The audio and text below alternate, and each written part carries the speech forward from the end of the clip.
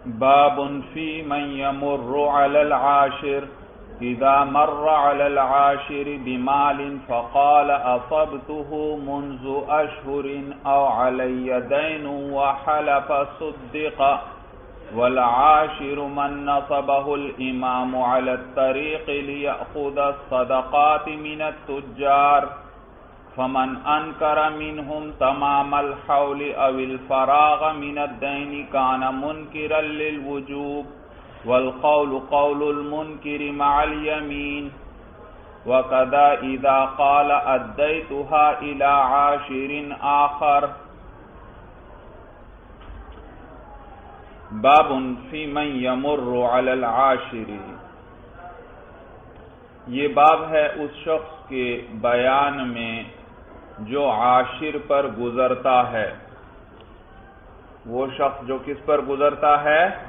عاشر پر. بھائی یاد رکھیے، عاشر جو ہے آگے صاحب ہدایہ بھی آپ کو بتلائیں گے کہ عاشر وہ شخص ہے جسے خلیفہ نے مقرر کیا ہو راستے پر، تاکہ جو تاجر حضرات اس کے پاس سے تجارتی سامان لے کر گزریں تو وہ ان سے زکوٰۃ وصول کرتا رہے. بھائی زکوٰۃ وصول کرتا رہے تو اسے کیا کہتے ہیں؟ عاشر کہتے ہیں. بھائی عاشر. اور پھر اس کے اندر یہ مسلمان تاجروں سے بھی لے گا زکوٰۃ. اسی طرح یہ ذمی جو ہیں، جو غیر مسلم دارالاسلام میں رہتے ہیں، وہ کوئی مال لے کر گزریں ان سے بھی یہ مال وصول کرے گا. اور اسی طرح اگر کوئی حربی امان لے کر دارالحرب سے دارالاسلام آیا ہے اور وہ مال تجارت لے کر اس پر گزرتا ہے تو اس سے بھی وہ ٹیکس وغیرہ وصول کرے گا. تو مسلمان سے زکوٰۃ وصول کرتا ہے، 40واں حصہ وصول کرے گا اس سے، کیونکہ زکوٰۃ بھی کس قدر ہے؟ مال کا 40واں حصہ ہے جب وہ نصاب کے بقدر ہو مال اور اس پر سال گزرے. اور ذمی سے وہ اس کا دگنا لے گا. یرحمک اللہ. ذمی سے اس کا دگنا لے گا، یعنی 20واں حصہ لیتا ہے. اور اگر کوئی حربی یعنی دارالحرب والا گزرتا ہے تو اس سے 10واں حصہ لیتا ہے، یعنی ذمی سے مسلمان کی بنسبت دگنا لے گا اور حربی سے ذمی کی بنسبت دگنا لے گا. تو مسلمان سے 40واں حصہ، ذمی سے 20واں حصہ اور حربی سے 10واں حصہ. بھائی یہ ساری تفصیل آگے آ رہی ہے. تو بس یہ یاد رکھیے، یہ جو مال وصول کرنے والا خلیفہ کی طرف سے مقرر ہے، یہ زکوٰۃ وصول کرنے والا، اس کو عاشر کہتے ہیں. عاشر. بھائی تو کہتے ہیں باب فی من یمر علی العاشر، یہ باب ہے اس شخص کے بیان میں جو عاشر پر گزرے. اذا مر علی العاشر بمال فقال اصبته منذ اشہر او علی دین وحلف صدق. اذا مر علی العاشر، جب وہ کوئی تاجر گزرا عاشر پر، بمال مال کے ساتھ، فقال اصبته منذ اشہر، تو وہ تاجر کہتا ہے کہ میں نے اس مال کو پایا ہے چند مہینوں سے. بھئی زکوٰۃ تو واجب ہوتی ہے پورا سال گزرنے کے بعد، اور وہ تاجر کیا کہتا ہے عاشر کو کہ اس مال کو سال نہیں گزرا بلکہ اس کو سال سے کم عرصہ گزرا، چند مہینے گزرے ہیں. یا کہتا ہے او علی دین، مجھ پر دین ہے. اور آپ نے پڑھا تھا کہ دین جو ہے وہ مانع زکوٰۃ ہے. اگر اتنا دین ہو کہ وہ سارے مال کا احاطہ کر لے، یا سارے مال کا تو احاطہ نہیں کرتا لیکن جو مال بچ جاتا ہے وہ نصاب کو نہیں پہنچتا، تو اس صورت میں اس میں زکوٰۃ واجب نہیں ہے. تو اس تاجر نے اس عاشر سے کہا کہ میرے مال، یہ جو مال مجھے ملا ہے اس پر ابھی سال نہیں ہوا، اس پر چند مہینے گزرے ہیں. او علی دین، یا یہ کہا کہ مجھ پر دین ہے. وحلف، اور قسم اٹھا لی اس بات پر، چند مہینے گزرے ہیں اس بات پر، یا دین ہونے پر قسم اٹھا لی، صدقہ تو اس کی تصدیق کی جائے گی بھائی، یعنی اب اس سے زکوٰۃ نہیں لی جائے گی۔ اب صاحب ہدایہ بتلا رہے ہیں عاشر کسے کہتے ہیں، کہتے ہیں والعاشر من نصبہ الامام علی الطریق لیأخذ الصدقات من التجار، اور عاشر وہ شخص ہے جس کو خلیفہ نے نصب کیا ہو، یعنی قائم کیا ہو، مقرر کیا ہو، علی الطریق راستے پر، لیأخذ الصدقات تاکہ وہ صدقات لے یعنی زکوٰۃ لے، من التجار تاجروں سے۔ فمن انکر منہم تمام الحول، پس جس نے انکار کیا ان میں سے سال کے پورا ہونے کا، اوil فراغ من الدین یا دین سے فارغ ہونے کا، سال پورا ہونے کا انکار کر رہا ہے، یہ جو اوپر متن میں مسئلہ ذکر ہوا، یا دین سے مال کے فارغ ہونے کا انکار کر رہا ہے، تو کان منکرا للوجوب، تو یہ شخص وجوب زکوٰۃ کا منکر ہوا، انکار کرنے والا ہوا۔ والقول قول المنکر مع الیمین، اور قول جو معتبر ہے وہ منکر کا قول ہے ساتھ قسم کے۔ بھئی آپ پڑھ چکے ہوں گے قدوری وغیرہ میں، البینۃ علی المدعی والیمین علی من انکر، کہ دعویٰ کرنے والے کے ذمہ گواہ ہوتے ہیں اور انکار کرنے والے پر قسم آتی ہے۔ تو یہاں بھی یہ دونوں آدمی وجوب زکوٰۃ کا انکار کرنے والے ہیں۔ جب انہوں نے کہا کچھ مہینے گزرے ہیں تو یہ کس چیز کا دراصل انکار کر رہے ہیں؟ اپنے مال پر زکوٰۃ کے واجب ہونے کا، یا اسی طرح وہ کہتا ہے مجھ پر دین ہے، تو دراصل یہ کیا کر رہا ہے، وہ اپنے مال پر زکوٰۃ کے واجب ہونے کا انکار کر رہا ہے، اور منکر پر کیا آتی ہے، قسم آتی ہے۔ تو یہی بات بیان کر رہے ہیں، والقول قول المنکری، اور وہ قول جو معتبر ہے قول المنکری، وہ منکر ہی کا قول ہے، مع الیمین، کس کے ساتھ، قسم کے ساتھ۔ تو لہذا اسی وجہ سے انہوں نے بھی یہ بھی اگر اس بات پر قسم اٹھا لیتے ہیں تو ان کی تصدیق کی جائے گی، کیونکہ یہ منکر ہیں اور منکر کا قول معتبر ہے۔ ہاں مدعی ہو، دعویٰ کرنے والا، اس کے قول کا کوئی اعتبار نہیں ہے، وہ قسم اٹھا لے اس کی قسم کا کوئی اعتبار نہیں ہے، اس کے ذمہ گواہ ہی لانا ہوتے ہیں۔ اس نے کیا دعویٰ کیا تو کیا لانا پڑیں گے، گواہ۔ ہاں جو انکار کرنے والا ہے اس سے قسم لی جاتی ہے، اور یہ بھی یہاں انکار کر رہے ہیں تو ان پر قسم ہی آئے گی، اور انہوں نے قسم اٹھا لی ہے تو اس کی تصدیق کی جائے گی اور ان سے زکوٰۃ وصول نہیں کی جائے گی۔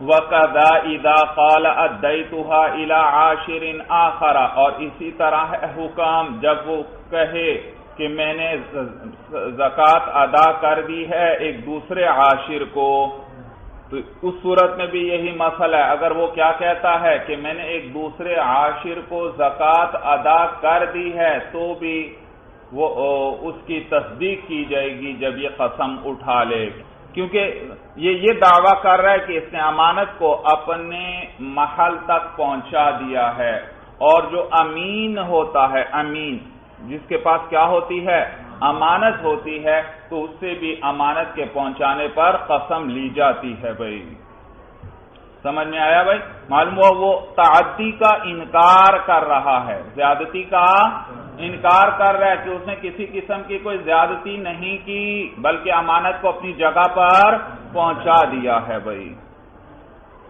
تو کہتے ہیں وَقَذَا إِذَا قَالَ أَدَّيْتُهَا إِلَىٰ عَاشِرٍ آخَرَ، اور اسی طرح حکم ہے یعنی قسم کے ساتھ اس کی تصدیق کی جائے گی جب وہ یہ کہے کہ میں نے زکوٰۃ ادا کر دی ہے ایک دوسرے عاشر کو۔ وَمُرَادُهُ، آگے صاحب ہدایہ بتلا رہے ہیں کہ بھئی عاشر تو ایک ہی مقرر ہوتا ہے، بھئی عاشر تو ایک جگہ پر ایک ہی عاشر مقرر ہوتا ہے۔ تو مراد یہ ہے کہتے ہیں ماتن کی کہ جب سال کے کسی حصے میں کوئی دوسرا عاشر بھی خلیفہ کی طرف سے اگر مقرر تھا تو پھر تو تصدیق کی جائے گی، کیونکہ واقعی حقیقت میں بھی ایک اور عاشر مقرر تھا، تو ہو سکتا ہے یہ آدمی اس پر گزرا ہو بھائی اور اس نے زکوٰۃ ادا کر دی ہو، مال لے کر اس پر گزرا ہو، اور اگر اور تو کوئی عاشر مقرر ہی نہیں تھا، صرف یہی ایک عاشر مقرر ہے خلیفہ کی طرف سے، تو پھر تصدیق نہیں کی جائے گی، کیونکہ پھر تو بات ظاہر ہی ہے کہ یہ شخص جھوٹ بول رہا ہے، کوئی اور تو عاشر تھا ہی نہیں، اور یہ کیا کہہ رہا ہے، میں نے کسی اور عاشر کو ادا کر دیا۔ تو یہی بیان کر رہے ہیں، کہتے ہیں وہ مرادہ اذا کان فی تلک السنۃ عاشر آخر، اور ماتن کی مراد یہ ہے کہ جب اسی سال کے اندر کوئی دوسرا عاشر بھی ہو تو تب تصدیق کی جائے گی، لأنہ ادعى وضع الامانۃ موضعها، اس لیے کیونکہ اس نے دعویٰ کیا ہے امانت رکھنے کا موضعها اپنی جگہ پر، یعنی امانت کو امانت کی جگہ پر رکھنے یعنی پہنچانے کا اس نے دعویٰ کیا ہے، بخلاف ما اذا لم يكن عاشر آخر في تلك السنۃ، بخلاف اس کے کہ جب کوئی دوسرا عاشر نہ ہو اس سال کے اندر، یعنی کسی اور کو خلیفہ نے اس سال مقرر نہیں کیا، تو اس صورت میں تصدیق نہیں کی جائے گی، لأنہ ظہر کذبہ بیقین، اس لیے کیونکہ اس کا جھوٹ جو ہے یقینی طور پر ظاہر ہو گیا کہ یقیناً یہ جھوٹ بول رہا ہے۔ وَقَذَا إِذَا قَالَ أَدَّيْتُهَا أَنَا، اور اسی طرح ہے حکام جب وہ یہ کہے کہ میں نے خود ادا کر دیا ہے، میں نے خود کیا کر دیا ہے، ادا کر دیا ہے۔ تاجر مال تجارت لے کر عاشر پر سے گزرا، عاشر نے کہا اس کی زکوٰۃ ادا کرو، وہ کہتا ہے بھئی میں نے خود شہر کے اندر زکوٰۃ اس کی ادا کر دی ہے، فقراء اور محتاجوں کو دے دیا ہے، زکوٰۃ دے دی ہے ان کو، تو بھی اس صورت میں اس کی قسم کے ساتھ تصدیق کی جائے گی، قسم کے ساتھ۔ یہ معنی وَقَذَا إِذَا قَالَ أَدَّيْتُهَا أَنَا، اور اسی طرح جب اس نے یہ کہا کہ میں نے خود ادا کر دیا ہے، یعنی إِلَى الْفُقَرَاءِ فِي الْمِصْرِ، یعنی فقراء اور محتاجوں کو شہر کے اندر، لِأَنَّ الْأَدَاءَ كَانَ مُفَوَّضًا إِلَيْهِ فِيهِ، اس لیے کیونکہ ادائیگی جو ہے وہ اسی کے سپرد کی گئی تھی، فِيهِ شہر میں، بھائی شہر میں ادائیگی اسی کے سپرد کی گئی تھی۔ بھئی یہ چند صفحات قبل یہ مسئلہ ذکر ہوا تھا جہاں کتاب الزکوٰۃ شروع ہوئی تھی، بھئی وہاں پر کتاب الزکوٰۃ کا تیسرا صفحہ نمبر میرے پاس ہے صفحہ 202، اور اس کے درمیان میں آیا تھا کہ یہ جو زکوٰۃ وغیرہ ہے ان کا مطالب بندوں کی طرف سے وہ کون ہے، خلیفۃ المسلمین ہے فی الصوائم، صائمہ جانوروں میں، وَنَائِبُهُ فی اموال التجارت، اور اس زکوٰۃ کا مطالبہ کرنے والا خلیفہ کا نائب ہے اموال تجارت کے اندر، فَإِنَّ الْمُلَّاكَ نَوَّابُهُ، اس لیے کیونکہ مال کے جو مالکین ہیں وہ اس خلیفہ کے نائب ہیں۔ میں نے آپ کو بتلایا تھا کہ حضرت عثمان غنی رضی اللہ تعالیٰ عنہ کے زمانے تک جو زکوٰۃ ہے وہ تاجروں سے ان کے صائمہ جانوروں پر جو ہے وہ بھی زکوٰۃ وصول کی جاتی تھی، اور ان کا جو باقی مال تجارت ہوتا اس کا بھی حساب لگا کر اس کی زکوٰۃ وصول کی جاتی تھی، لیکن پھر حضرت عثمان غنی رضی اللہ تعالی عنہ نے بعض مصلحتوں کے پیش نظر مال تجارت کے اندر جو زکوٰۃ کی ادائیگی تھی اس میں مالکوں کو ہی اپنا نائب بنا کر انہی کے حوالے کر دیا کہ وہ خود ہی کیا کر دیا کریں، اپنے مال تجارت کی زکوٰۃ ادا کر دیا کریں۔ تفصیل یاد رکھیے بھائی، دیکھیے کہ یہ جو صائمہ جانور ہے نا، صائمہ جانور یہ تو کھلا مال ہے، ظاہر ہے، سب کو اس کا پتہ ہوتا ہے کہ فلاں کے مثلاً اس کے پاس بہت سارے اونٹ ہیں یا بہت ساری بھیڑ بکریاں ہیں یا بہت ساری گائے بھینسیں ہیں، تو یہ اموال ظاہرہ ہیں، یہ صائمہ جانور کیا ہیں، اموال ظاہرہ۔ اور جبکہ اس کے علاوہ اور اس کے پاس کتنے دینار ہیں، درہم ہیں، کتنا مال تجارت ہے، اس کا ہر ایک کو پتہ نہیں ہوتا، اس کو یہ ہے اموال باطنہ، یہ کیا ہے، اموال باطنہ۔ تو تاجر جو ہے وہ پسند نہیں کرتا کہ اپنے اموال باطنہ کی تفصیل لوگوں کو بتائے بھائی، تو لہذا حضرت عثمان غنی رضی اللہ تعالیٰ عنہ نے اموال باطنہ یعنی مال تجارت کے اندر ان مالکوں کو خود ہی اپنا نائب بنا دیا کہ تم ہی خود ہی کیا کرو، میری طرف سے نائب ہو کر زکات ادا کر دیا کرو، کیونکہ خلیفہ جو ہے، جو امام ہے، امام المسلمین، اس کو تو اللہ کی طرف سے حکم ہے خود من اموالہم صدقۃ، ان کے مالوں سے صدقہ لے لیجئے۔ تو اس میں صدقہ صائمہ جانوروں کے اندر بھی آتا ہے اور مال تجارت کے اندر بھی آتا ہے، تو ان میں وصول کیا جاتا تھا۔ لیکن پھر حضرت عثمان غنی رضی اللہ تعالیٰ عنہ نے اپنے زمانے کے اندر آ کر یہ طریقہ اختیار کیا کہ صرف صائمہ جانوروں کی زکوٰۃ تو وصول کی جاتی تھی، کیونکہ یہ مال ظاہر ہے، سب کو اس کا پتہ ہوتا ہے، جبکہ دوسرا مال تجارت جو ہے اس کو تو تاجر عموماً چھپا کر رکھتا ہے، کسی کو بتلانا پسند نہیں کرتا، تو اب اگر اس کی زکوٰۃ لی جائے گی تو سارا وہ جو زکوٰۃ لینے آیا ہے اس کو سارے مال کی تفصیل بتلانا پڑے گی، اور تاجر اس بات کو پسند نہیں کرتے کہ اپنے اموال باطنہ لوگوں کو بتلائیں بھائی، اموال باطنہ۔ اور پھر بالخصوص اس بات کی طرف بھی آپ کی نظر تھی کہ آگے معلوم نہیں کس قسم کا زمانہ آئے، اگر یہ سلسلہ اسی طرح چلے گا تو اگر بعد میں کسی وقت کوئی ظالم بادشاہ وغیرہ آ گئے پھر تو وہ لوگوں کو بڑا تنگ کریں گے، اور اسی طرح جب وہ بادشاہ ظالم ہے اسی طرح اس کے کام کرنے والے ہیں ان پہ بھی اسی طرح اثر پڑتا ہے، وہ بھی پھر اسی قدر بڑھ چڑھ کر ظلم کرتے ہیں اور لوگوں سے جو جائز زکوٰۃ ہے اس سے بڑھ کر ان سے وصول کریں گے، تو وہ سائی کیا کریں گے، وہ بھی ان کے مال پر قبضہ کرنے اور اس کو کھانے کی کوشش کریں گے۔ تو آپ نے ان مصلحتوں کی بنا پر اموال باطنہ کے اندر جو مالوں کے مالکین ہیں یعنی تاجر ہیں ان کو اپنا نائب بنا دیا کہ ظاہری مال جو ہے صائمہ جانور ان میں تو خلیفہ کی طرف سے ہی آدمی آتے اور وہ زکوٰۃ وصول کرتے، لیکن اموال باطنہ کے اندر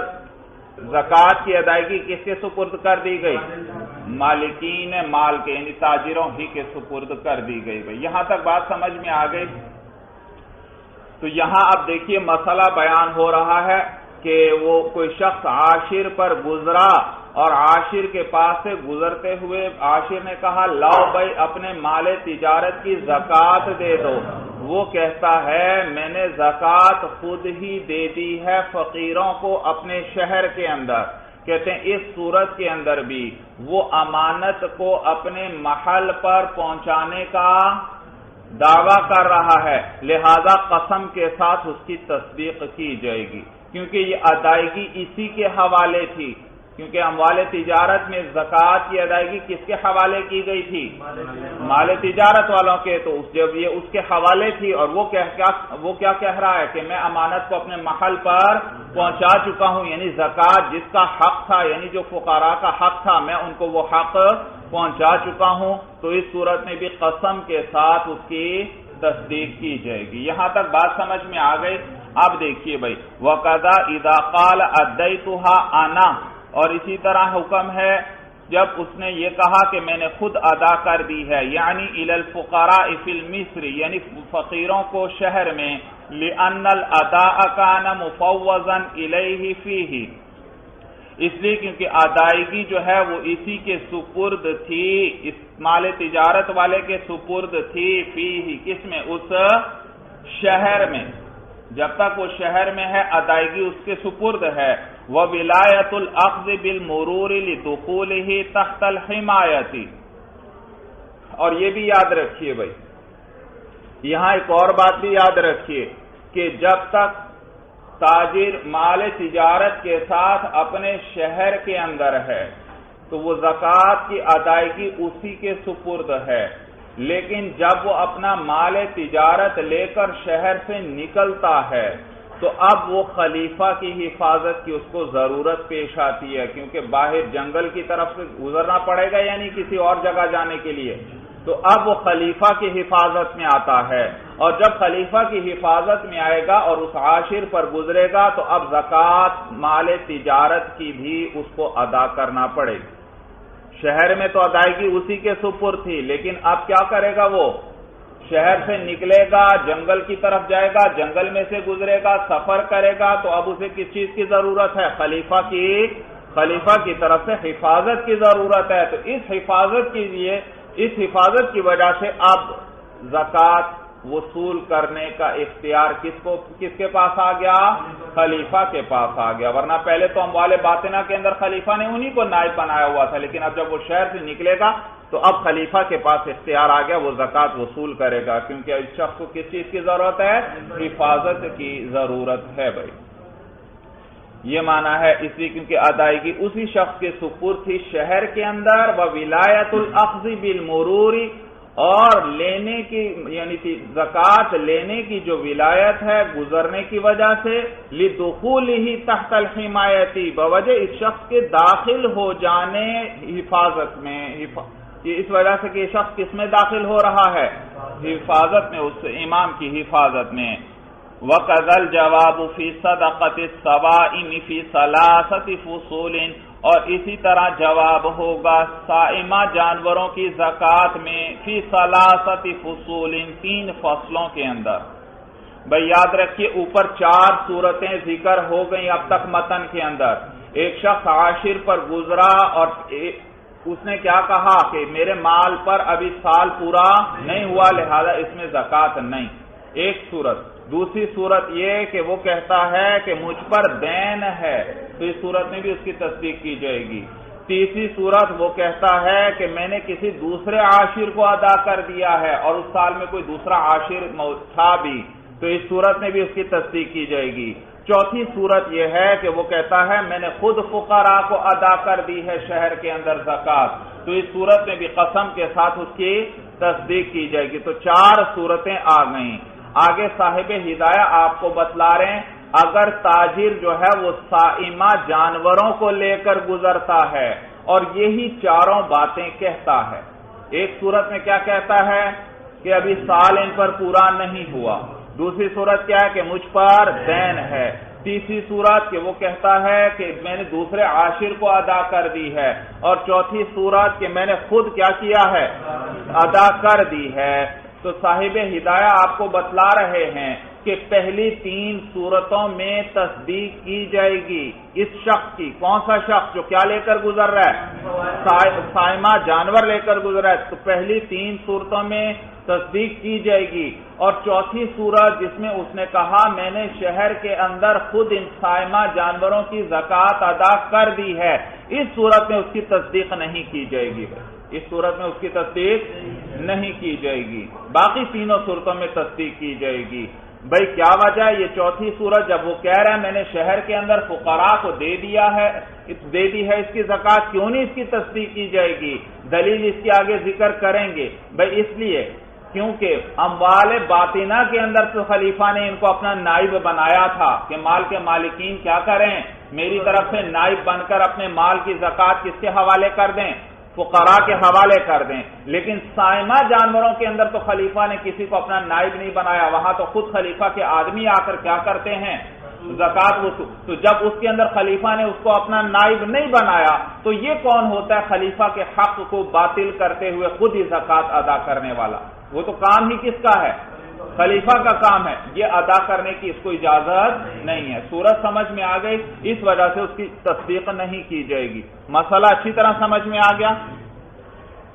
یہ معنی ہے وَقَذَا الْجَوَابُ فِي صَدَقَةِ الصَّوَائِمِ فِي ثَلَاثَةِ فُصُولٍ، اور اسی طرح جواب یعنی حکم ہے صائمہ جانوروں کی زکوٰۃ میں بھی فی ثلاثۃ فصول، 3 فصلوں میں یعنی 3 صورتوں میں، وفی الفصل الرابع، اور چوتھی صورت میں، چوتھی فصل میں، وہو ما اذا قال ادیت بنفسی الی الفقراء فی المصر، جبکہ اس نے کہا کہ میں نے خود ادا کر دیا ہے فقیروں کو شہر میں، تو اس چوتھی صورت میں لا یصدق، اس کی تصدیق نہیں کی جائے گی، وَإِنْ حَلَفَ، اگرچہ وہ قسم اٹھا لے۔ وقال الشافعی رحمہ اللہ یصدق لأنه اوصل الحق الى المستحق، امام شافعی رحمہ اللہ فرماتے ہیں اس کی تصدیق کی جائے گی اس لیے کیونکہ اس نے حق کو پہنچا دیا ہے الی المستحق، حقدار کو، کیونکہ اس نے حقدار کو کیا کیا ہے؟ بھائی وہ امام شافعی رحمہ اللہ فرماتے ہیں زکوٰۃ حق بھی فقیروں کا تھا، اور یہ بھی کیا کہہ رہا ہے کہ میں نے فقیروں کو وہ ادا کر دیا، تو یعنی یہ کہہ رہا ہے کہ میں نے حقداروں کو ان کا حق پہنچا دیا ہے، تو لہذا اس کی تصدیق کی جائے گی اس صورت میں بھی۔ یعنی یہ سائمہ جانوروں میں، ولنا اور ہماری دلیل یہ ہے ان حق الاخذ للسلطانی کہ یہ سائمہ جانوروں کے اندر زکوٰۃ لینے کا حق کس کا ہے؟ سلطان یعنی بادشاہ کا ہے، خلیفہ کا ہے۔ فلا یملک ابطالہ، تو یہ شخص جو تاجر ہے یہ مالک نہیں ہے اس بات کا کہ خلیفہ کے حق کو باطل کرے۔ بھائی یہ کون ہوتا ہے کہ کیا کر دے؟ خلیفہ کے جب خود دینے کا دعویٰ کر رہا ہے تو یہ کیا کر رہا ہے؟ خلیفہ کے حق کو باطل، یہ تو خلیفہ کا اختیار تھا، یہ کون ہے دینے والا اور اس کے حق کو باطل کرنے والا؟ تو یہ معنی ہے کیونکہ شہر کے اندر لینے کا حق خلیفہ کا ہے، فلا یملک ابطالہ، تو یہ شخص مالک نہیں ہے خلیفہ کے حق کو باطل کرنے کا۔ بخلاف الاموال الباطنہ، بخلاف کس کے؟ اموال باطنہ کے، کیونکہ وہ اس میں تو اسی کو خود خلیفہ نے حق دے دیا تھا، لیکن سائمہ کے اندر تو خلیفہ نے اس کو حق نہیں دیا۔ ثم قیل، پھر کہا گیا ہے اچھا بھائی اب اس نے شہر میں بھی ادا کر دی تھی اور سائمہ جانور ہیں، اور پھر وہ جو عاشر پر گزرا اس نے وہ بھی اس سے لے گا، وہ بھی کیا کرے گا؟ اس سے زکوٰۃ لے گا۔ تو اب ان میں سے زکوٰۃ کون سی ہوئی؟ زکوٰۃ کون سی ہوئی؟ تو بعض فقہا فرماتے ہیں کہ جو پہلی دفعہ دے دیے تھے زکوٰۃ وہی تھی، زکوٰۃ وہی تھی، اور یہ جو خلیفہ لے گا یہ سیاستن ہے۔ بھائی یہ کیا ہے؟ سیاستن۔ سیاست کہتے ہیں ملکی معاملات کو چلانے کی تدبیر۔ بھائی ملکی معاملات کو چلانے کی جو تدبیر ہے یہ ہے سیاست۔ بھائی تو کہتے ہیں جو خلیفہ لے گا یہ سیاستن ہے، سیاستن ہوگا، ملکی معاملات کی تدبیر کے اعتبار سے ہوگا، تاکہ آئندہ اس کو ایسا کرنے کی جرت نہ ہو۔ بھائی اسے لی جائے گی، یہ تو خلیفہ کا حق تھا، یہ کون ہے اس خلیفہ کے حق کو باطل کرنے والا؟ تو بے شک اس نے دے دی ہو، اسے دوبارہ لی جائے گی زکوٰۃ، تاکہ یہ دوبارہ آئندہ اس طرح نہ کرے، اور دوسرے کو بھی اس کو دیکھ کر تنبیہ ہو جائے اور کوئی دوسرا بھی اس طرح خلیفہ کے حق کو باطل کرنے کی کوشش نہ کرے۔ بھائی بات سمجھ میں آ گئی؟ تو اس قول کے مطابق زکوٰۃ اولن جو پہلی دفعہ ادا کی وہ زکوٰۃ ہو گئی تھی، اور یہ کیا ہے؟ یہ جو ادائیگی ہے یہ سیاستن ہے۔ اور بعضوں نے کہا نہیں، یہ جو ہے دوسری دفعہ جو خلیفہ لے گا یہ زکوٰۃ ہے، اور جو پہلی دفعہ اس نے ادا کر دی تھی کہتے ہیں وہ نفلی صدقہ ہو جائے گا، وہ زکوٰۃ نہیں ہوگی، ویسے نفلی صدقہ اور خیرات بن جائے گا، یہ زکوٰۃ ہوگی جو خلیفہ کے عاشر کو وہ ادا کر رہا ہے۔ اس لیے کیونکہ شریعت نے لینے کا حق کس کو دیا ہے؟ خلیفہ کو دیا ہے۔ وَخُذْ مِنْ أَمْوَالِهِمْ صَدَقَةً، کہ ان کے مالوں میں سے صدقہ لے لیجئے۔ تو شریعت نے امام المسلمین کو یہ حق دیا ہے، اور لہذا جو اس نے خود ادا کیے تھے وہ نفلی ہو جائے گا صدقہ، اور یہ زکوٰۃ ہو جائے۔ جیسے جمعے کے دن شریعت نے ظہر کی نماز پڑھنے کا حکم دیا یا جمعے کی نماز پڑھنے کا؟ جمعے کی نماز پڑھنے کا۔ اور آپ یہ مسئلہ پڑھ چکے ہیں کہ کوئی شخص بغیر کسی عذر کے گھر پر ہی ظہر کی نماز جمعے سے پہلے پڑھ لیتا ہے، پھر اس کا بعد میں ارادہ بن گیا کہ اب میں جمعہ جا کر پڑھ لیتا ہوں، اور وہ جا کر جمعے کی نماز پڑھ لیتا ہے، تو بالاتفاق جمعہ اس کا ہو گیا اور وہ پہلی نماز نفل ہو جائے گی۔ کیا ہو جائے گی؟ نفل ہو جائے گی۔ تو یہاں بھی اسی طرح جو پہلی دفعہ زکوٰۃ دی تھی وہ کیا ہو جائے گی؟ نفل ہو جائے گی، اور بعد والی ادا ہوگی، کیونکہ شریعت نے لینے کا حق کس کو دیا ہے؟ خلیفہ کو دیا ہے۔ جیسے جمعے کے دن شریعت نے جمعے کی نماز پڑھنے کا حکم دیا ہے، ظہر کی نماز پڑھنے کا حکم نہیں دیا۔ مسئلہ سمجھ میں آ گیا؟ یہی بیان کر رہے ہیں۔ ثم قیل الزکوٰۃ هو الاول، پھر کہا گیا ہے کہ زکوٰۃ وہ پہلی ہی ہے، والثانی سیاست، اور دوسری کیا ہے؟ سیاست ہے، یعنی ملکی معاملات چلانے کی تدبیر کے اعتبار سے ہے۔ وقیل هو الثانی والاول ينقلب نفلا، اور کہا گیا ہے کہ زکوٰۃ جو ہے وہ دوسری ہی ہے جو یعنی عاشر نے لی ہے، والاول ينقلب نفلا، اور پہلی جو ہے وہ پلٹ جائے گی نفل ہو کر، یعنی کس میں بدل جائے گی؟ نفلی زکوٰۃ میں۔ وَهُوَ الصحیح، اور یہی قول صحیح ہے کہ دوسری مرتبہ جو ادا کرے گا وہ زکوٰۃ ہوگی۔ ثم فيما يصدق في الصوائم وأموال التجارة لم يشترط إخراج البراءة في الجامع الصغير وشرطه في الأصل. تو دیکھیے عاشر جب زکوٰۃ وصول کرے گا تو وہ اس تاجر کو تحریر لکھ کر حوالے کرے گا کہ میں نے اس کے مال میں سے زکوٰۃ وصول کر لی ہے. خلیفہ کی طرف سے جو آدمی مقرر ہے وہ کیا کرے گا؟ تحریر اس کے حوالے کرے گا، یا دوسرے لفظوں میں یوں کو سرٹیفکیٹ اس کو دے دے گا کہ اس کے مال میں سے زکوٰۃ وصول ہو گئی ہے. اب یہ جب دوسرے عاشر کے اوپر سے گزرا اور اس کو اس نے کہا کہ میں پچھلے عاشر کو زکوٰۃ ادا کر چکا ہوں، تو کیا اس سے اس پچھلے عاشر کی جو رسید تھی اور اس کی جو تحریر تھی وہ طلب کی جائے گی یا طلب نہیں کی جائے گی؟ یہ کیا صرف قسم اٹھا لیتا ہے؟ قسم اٹھا لیتا ہے یہ کافی ہے، یا اس سے وہ جو اس نے تحریر لکھ کر دی تھی اس کو یہ یہاں براءت کے نام سے ذکر کریں گے؟ کس نام سے؟ براءت. بھائی براءت کا معنی چھٹکارا، خلاصی، یعنی وہ بھی جب زکوٰۃ لے لیتا ہے تو وہ خلاصی اور چھٹکارے کی رسید دے دیتا ہے، یعنی اس کی طرف سے ادائیگی ہو چکی ہے، یہ یعنی ادائیگی زکوٰۃ سے اس کی خلاصی ہو گئی ہے. بھائی صورت سمجھ میں آ گئے؟ تو اس کو یہ براءت کہیں گے. تو کہتے ہیں کیا یہ دوسرا عاشر اس پہلے عاشر نے جو رسید وغیرہ لکھ کر دی تھی وہ اس سے طلب کرے گا یا طلب نہیں کرے گا؟ تو کہتے ہیں اس سلسلے میں دو روایتیں ہیں. جامع صغیر کے اندر امام محمد رحمہ اللہ نے یہ شرط نہیں لگائی کہ اس سے کیا کیا جائے گا، اس سے وہ رسید دکھانا بھی شرط ہوگا، یہ شرط اس میں انہوں نے نہیں لگائی. البتہ بھائی اصل یعنی مبسوط کے اندر انہوں نے شرط لگائی ہے کہ اس کے لیے کیا ضروری ہوگا، وہ رسید کا دکھانا ضروری ہوگا. بھائی بات سمجھ میں آ گئی؟ دیکھیے بھائی تو کہتے ہیں ثم فیما یصدق فی الصوائم واموال التجارت، پھر ان صورتوں میں جس میں تصدیق کی جائے گی، جس میں، اور تصدیق کتنے معاملات میں کی جاتی تھی؟ اموال باطنہ کی 4 صورتوں میں اور صائمہ کے اندر 3 صورتوں میں.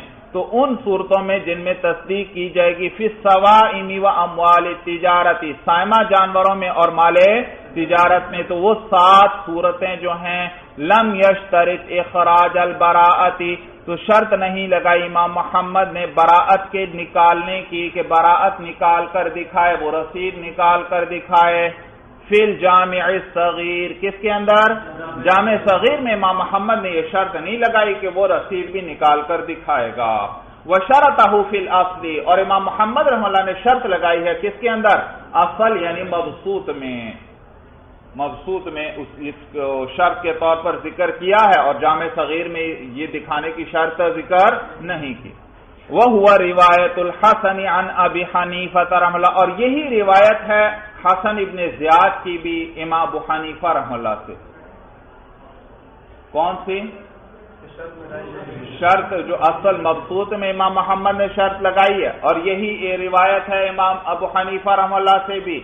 حسن ابن زیاد رحمہ اللہ امام صاحب کے جو شاگرد ہیں وہ روایت کرتے ہیں کہ وہ براءت اور وہ رسید کی شرط ہوگی، وہ دکھانا پڑے گی اس کو. اس کی وجہ کیا ہے، دلیل کیا ہے؟ کہتے ہیں لِأَنَّهُ ادَّعَا، اس لیے کیونکہ اس شخص نے ایک دعویٰ کیا ہے. کیا دعویٰ کیا؟ کہ میں زکوٰۃ ادا کر چکا ہوں دوسرے عاشر کو. وَلِصِدْقِ دَعْوَاهُ عَلَامَةٌ، اور اس کے دعوے کی سچائی کے لیے ایک علامت بھی ہے. فَيَجِبُ إِبْرَازُهَا، تو واجب ہے اس کو ظاہر کرنا اور اس کو دکھانا. جب علامت موجود ہے تو اس کو دکھانا واجب ہے. دلیل سمجھ میں آ گئی بھائی؟ اور وجہ الاولی، اور پہلے قول کی وجہ جو جامع صغیر میں تھا اور وہاں انہوں نے شرط نہیں لگائی، اس کی وجہ یہ وہاں اس لیے انہوں نے شرط نہیں لگائی کہ الخط یشبہ الخط، کہ ایک تحریر دوسری تحریر کے مشابہ ہوتی ہے. فلا یعتبر علامتا، لہذا اس کا علامت ہونا معتبر نہیں ہے. بھائی ہو سکتا ہے اس آدمی نے اپنی طرف سے کیا کر لیو، وہ رسید خود بنا لیو، تو تحریر اس کی اسی کی طرح کی اس نے بنا لی، تو لہذا یہ تحریر چونکہ ایک تحریر دوسری تحریر کے مشابہ ہوتی ہے، لہذا اس کا علامت ہونا معتبر ہی نہیں ہے، جب معتبر نہیں ہے تو پھر دکھانے کی شرط بھی نہیں ہوگی۔ یہاں تک بات سمجھ میں آ گئی۔ یہاں ایک چھوٹی سی بات یاد رکھنا، فیما یصدق فی الصوائم و اموال التجارتی، وہ صورتیں جن میں سائمہ جانوروں میں اور مال تجارت میں اس کی تصدیق کی جاتی تھی، اور اس میں کتنی صورتیں ہیں؟ 7 صورتیں ہیں، لیکن مراد اس کے اندر صرف 2 صورتیں ہیں، 7 نہیں مراد، کتنی مراد ہیں؟ 2 صورتیں۔ کون سی؟ جس میں وہ کہتا ہے کہ میں پچھلے عاشر کو ادا کر چکا ہوں، اور باقی صورتیں مثلا وہ کہتا ہے مجھ پر دین ہے، یا اس کو ابھی 6 سال پورا نہیں ہوا، یا میں کس کو دے چکا ہوں؟ فقراء کو دے چکا ہوں، ان صورتوں کے اندر براءت کی تو بات ہی نہیں ہے۔ ایک آدمی پر دین ہو تو اس کے پاس کوئی رسید ہوگی، وہاں تو ہونے کا سوال۔ فقراء کو دے گا تو کیا ان سے رسید لے گا؟ وہاں بھی رسید نہیں ہے۔ صورت سمجھ میں آ گئی؟ اور کیا صورت تھی؟ یا ابھی چند مہینے ہوئے ہیں، اس پر کوئی رسید ہوگی؟ نہیں بھائی، تو وہاں پر تو رسید کا سوال ہی نہیں۔ ہاں ان 2 صورتوں میں رسید ہوگی اس کے پاس بھائی۔ اور پھر صاحب ہدایہ نے تو ذکر کیا فیما ان تمام صورتوں میں جو کس میں ہیں، جس میں اس کی تصدیق کی جاتی ہے سائمہ جانوروں میں اور اموال تجارت کے اندر۔ جواب یہ کہ عام بول کر خاص مراد ہے۔ یہاں عام بول کر لفظ ایسے استعمال کیے جو ساری صورتوں کو شامل تھے، لیکن مراد ان میں سے صرف کتنی صورتیں ہیں؟ 2 صورتیں ہیں بھائی، 2 صورتیں۔ تو بھائی پھر عام لفظ کیوں استعمال کیے، خاص ہی کیوں نہیں استعمال کیے؟ انہی 2 کا خاص طور پر ذکر کرتے۔ کہتے ہیں بھائی یہاں چونکہ کوئی اشتباہ کا محل ہی نہیں تھا، اشتباہ نہیں کی کوئی وجہ ہے یہاں، ظاہر ہے یعنی کہ فقیر تو لازمی بات ہے رسید نہیں دیں گے، اور اس پر دین ہے تو اس کی بھی تو کوئی رسید نہیں ہوگی۔ اسی طرح چند مہینے گزرے، اس میں بھی کس سے لے گا رسید کے ابھی چند مہینے گزرے بھائی؟ سمجھ میں آیا بھائی؟ تو چونکہ بات ظاہر تھی اس لیے صاحب ہدایہ نے عام الفاظ استعمال کر لیے۔ قال وما صدق فيه المسلم صدق فيه الذمی، اور وہ چیزیں جن میں تصدیق کی جائے گی مسلمان کی، اس میں تصدیق کی جائے گی ذمی کی بھی۔ بھائی 7 صورتوں میں کس کی تصدیق کی جائے گی؟ مسلمان کی۔ تو انہی 7 صورتوں کے اندر ذمی کی بھی تصدیق کی جائے گی۔ ذمی جو غیر مسلم دارالاسلام میں رہتا ہے، وہ اپنا مال تجارت لے کر گزرا، چاہے اموال باطنہ ہو یعنی عام مال تجارت ہو، یا چاہے سائمہ جانور ہوں، تو جن جن صورتوں میں مسلمان کی تصدیق کی جائے گی انہی چیزوں میں ذمی کی بھی تصدیق کی جائے گی، اور جن چیزوں میں مسلمان کی تصدیق نہیں کی جائے گی، اس کی بات تسلیم نہیں کی جائے گی، وہاں پر ذمی کی بات بھی تسلیم نہیں۔ بھئی یہ کیا وجہ ہے کہ جہاں مسلمان کی بات تسلیم کی جائے گی وہاں ذمی کی بھی؟ کہتے ہیں اس لیے کیونکہ مسلمان سے لیا جاتا تھا 40واں حصہ، اور ذمی سے اس سے دگنا یعنی 20واں حصہ لیا جاتا تھا، تو مسلمان سے جو لیا جاتا تھا اسی کا دگنا لیا جاتا تھا، اور اسی کا دگنا یہ تبھی کہیں گے جب پہلی چیز میں جو شرطیں تھیں دوسری میں بھی وہی شرطیں ہوں۔ مسلمان سے لینے کی جو جو صورتیں تھیں، جو جو شرطیں تھیں، وہی شرطیں یہاں کس کے اندر ہوں؟ ذمے کے مال میں بھی ہوں، تو پھر کہیں گے یہ اسی کا دگنا ہے۔ اگر ادھر اور شرطیں ہوں پھر تو یہ تو پھر بالکل بدل جائے گا، یہ اسی کا دگنا تو نہ رہے گا، یہ تو چیز ہی اور ہو جائے گی بھائی۔ سورج سمجھ میں آ گئی؟ تو اسی کا دگنا تبھی ہوگا نا جب شرطیں جو اس میں تھی وہی شرطیں اس میں ہوں، صرف مقدار دگنی ہے باقی شرطیں وہی ہیں، تو ہم کیا کہیں گے؟ یہ اسی کا دگنا۔ لیکن اگر شرطیں بھی بدل جائیں پھر تو یہ اس کا دگنا نہیں ہے، یہ تو چیز ہی اور ہے، شرطیں وغیرہ ہی ساری الگ ہیں۔ بات سمجھ میں آ گئی بھائی؟ کہتے ہیں لِأَنَّ مَا يُؤْخَذُ مِنْهُ ضِعْفُ مَا يُؤْخَذُ مِنَ الْمُسْلِمِ، اس لیے کیونکہ وہ جو ان ذمیوں سے لیا جاتا ہے وہ دگنا ہوتا ہے اس کا جو مسلمان سے لیا جاتا ہے۔ فَيُرَاعَى تِلْكَ الشَّرَائِطُ، تو رعایت رکھی جائے گی ان شرطوں کی تحقیقاً لِلتَّضْعِیف، دگنا کرنے کو ثابت کرنے کے لیے، تاکہ دگنا ہونا ثابت ہو جائے بھائی، ورنہ تو دگنا ہونا نہیں پھر یہ کہلائے گا، یہ تو پھر چیز ہی اور بن جائے گی اگر شرطیں الگ ہوں۔ شرطیں وہی ہیں، صرف کیا چیز بدل رہی ہے؟ مقدار بدل رہی ہے. تو یوں کہیں گے یہ مسلمان سے جو لیا جاتا ہے اس کا دگنا ہے. وَلَا يُصَدَّقُ الْحَرْبِيُّ إِلَّا فِي الْجَوَارِ يَقُولُهُنَّ أُمَّهَاتُ أَوْلَادِي أَوْ غِلْمَانٌ مَعَهُ يَقُولُهُمْ أَوْلَادِي. حربی بھائی جو شخص دارالحرب سے آیا ہے، کفار کے ملک سے آیا ہے، بھائی دشمنان اسلام کے ملک سے آیا ہے امان لے کر، اور وہ آ کر ان باتوں میں سے کوئی بات کہتا ہے کہ ان پر ابھی سال نہیں گزرا، یا مجھ پر دین ہے، یا میں یہ پہلے ہی فقیروں کو ادا کر چکا ہوں، کہتے ہیں کسی کے اندر اس کی تصدیق نہیں کی جائے گی. یہ کون ہے؟ حربی ہے بھائی. اس میں ان میں سے کسی چیز کی تصدیق نہیں کی جائے گی. ہاں ایک دو چیزوں میں اس کی بھی تصدیق کی جائے گی. یہ گزرا اور اس کے ساتھ کچھ بچے تھے. اب اگر یہ بچے غلام ہیں پھر تو ان سے کیا لیا جاتا ہے؟ حربی سے کتنا لیا جاتا تھا؟ مسلمان سے 40واں حصہ، ذمی سے 20واں، اور حربی سے 10واں. یہ تو اس سے 10واں حصہ لیا جائے گا. لیکن یہ کہتا ہے یہ میری اولاد ہیں، یہ میرے بچے ہیں. تو کہتے ہیں اب اس صورت میں اس سے عشر یعنی 10واں حصہ نہیں لیا جائے گا. اس لیے کیونکہ اگرچہ یہ حربی ہے لیکن اقرار نسب اس کی طرف سے بھی معتبر ہے. یہ اگر نسب کا اقرار کر رہا ہے کہ یہ میری اولاد ہیں تو اس سے اس کی اولاد ہونا ثابت ہو جائے گا، اور معلوم ہوا یہ اس کی اولاد ہیں. جب اس کی اولاد ہیں تو یہ بچے بھی آزاد ہیں، یہ غلام ہے ہی نہیں. اور جب آزاد ہے تو یہ تو مال نہیں، کیونکہ آزاد آدمی تو مال نہیں ہے. جب مال نہیں ہے تو عشر تو کس میں سے لیا جاتا ہے؟ مال میں سے لیا جاتا ہے. تو جب یہ مال نہیں تو ان سے عشر بھی نہیں لیا جائے. اسی طرح اگر اس کے پاس کچھ عورتیں تھیں اور اس نے کیا کہا یہ میری امہات اولاد ہیں، یعنی یہ ساری میری ام ولد ہیں. کیا ہیں؟ یعنی یہ ہیں تو باندیاں لیکن ان سے میری آگے اولاد ہے، تو اس میں بھی اس کی تصدیق کی جائے گی. بھئی اس میں کیوں اس کی تصدیق کی جائے گی؟ کہتے ہیں اس لیے کیونکہ اس کی طرف سے اقرار نسب صحیح تھا یا نہیں؟ اقرار نسب صحیح تھا. جب اس کی طرف سے اقرار نسب صحیح ہے تو اقرار نسب سے ہی تو کوئی باندی کیا بن جاتی ہے؟ ایک باندی کی اولاد ہوئی. اور وہ مالک کیا کہتا ہے یہ کس کی اولاد ہے؟ میری اولاد ہے. تو حربی کا بھی یہ اقرار معتبر ہوگا یا نہیں؟ حربی کا بھی اقرار نسب معتبر. جب وہ اس کی اولاد بن گئی تو یہ عورت کیا بن گئی؟ یہ جو باندی ہے یہ ام ولد بن گئی. تو اس اقرار نسب پر ہی تو ام ولد ہونے کی بنیاد ہے. تو جب اقرار نسب ثابت ہو رہا ہے تو اس باندی کا ام ولد ہونا بھی ثابت ہو جائے گا. تو پھر معلوم ہوا اب یہ مال نہیں، یہ مال نہیں، کیونکہ اس نے اب آزاد ہونا ہے. کیونکہ آپ جانتے ہیں کہ ام ولد کیا ہے؟ آقا کے مرنے پر آزاد ہو جاتی ہے اور اس کو بیچنے وغیرہ کی شرعاً اجازت نہیں ہے. آزادی اس کا حق بن چکی ہے. اب اس نے آزاد ہونا ہے ہر حال میں، تو اس کو بیچنے وغیرہ کی اجازت نہیں. تو جب اس نے کہہ دیا یہ میرے ام ولد ہے تو معلوم ہوا اب یہ مال نہ رہا. جب مال نہ رہا تو عشر تو لیا کس میں سے جاتا تھا؟